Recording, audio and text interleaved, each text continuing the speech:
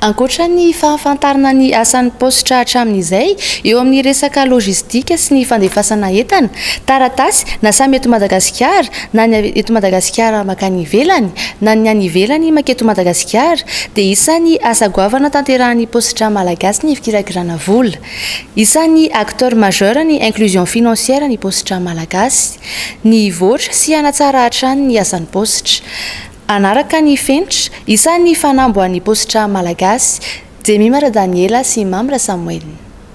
Tao anatin'ny 3 taona, tsy nitsahatra ny voatra sy ny tombo ny mpanjifa ny postra malagasy. Ho an'ny nanokatra kaonty tsinjolavitra ohatra, dia tafiakatra hatrany amin'ny 7.5 hetsy ny kaonty rehetra tamin'ny taona 2020 sy 2020.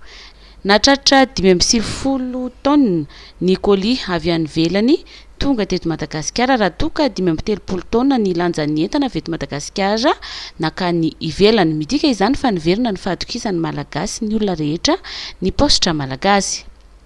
Araka ny hitantsika azy teo dia miakatra be mihitsy, ny tombo be mihitsy ny entana na ny avy any ivelany miditra makaty Madagasikara amin'ny alalan'ny postra malagasy na ny avy eto Madagasikara mivoaka makany ivelany ka alefa amin'ny alalan'ny postra malagasy. Karazana entana sara amin'ina izy ny karazana entana ny mpandrahara indrindra na ireny orinasa reny, ny orinasa hafakaba na ny olon-tsotra dia mandefa entana amin'ny postra malagasy avokoa. Izahay zany le mipetraka amin'le toerana hoe tsy mialon-jafy. Ny postra malagasy mbola tazomina foana hoe postra orinasa tsy mialon-jafy dia raisinay avokoa na entana alefan'ny olon-tsotra na entana alefan'ny orinasa. Mizara roa lehibe moa no asan'ny postra malagasy dia ny fandefasana entana sy ny taratasy ary ny fikirakirana ny vola.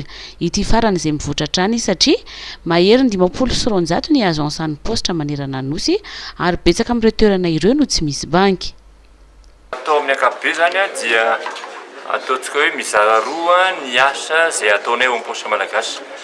Mizara roa ao ny asa izay mifantoka amin'ny resaka fikirakirana vola, ny fitehirizana vola, ny fametrahana vola, ny fandefasam-bola, ny fandoavam-bola ary ato hiditra amin'ny fampindramam-bola ny postra malagasy. Zay zany ny amin'ny resaka fikirakirana vola ary araka ny nazavantsika azy teo hoe ny postra malagasy dia misehatra tanteraka amin'ny resaka arabola io ary hipetraka amin'ny toerany zay zany ny melatsy amin'le teny frantsay hoe le positionnement tena tadiavinay le hipetrahanay amin'ny toeran'ny acteur incontournable, acteur majeur ny inclusion financière eto Madagasikara.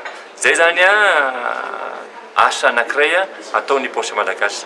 Fa amin'ny lafin'ilany indray koa dia mifantoka ihany koa ny postra araka ny fahafantarantsika azy amin'ny resaka logistique. Ny tiako resana logistika dia eo le hoe fandefasana colis, eo ny fikirakirana colis, eo ny fizarana colis, eo ny resaka déménagement amin'izao fotoana izao izay efa ifandromahan'ny olona ny postra amin'izao fotoana izao amin'ny resaka déménagement.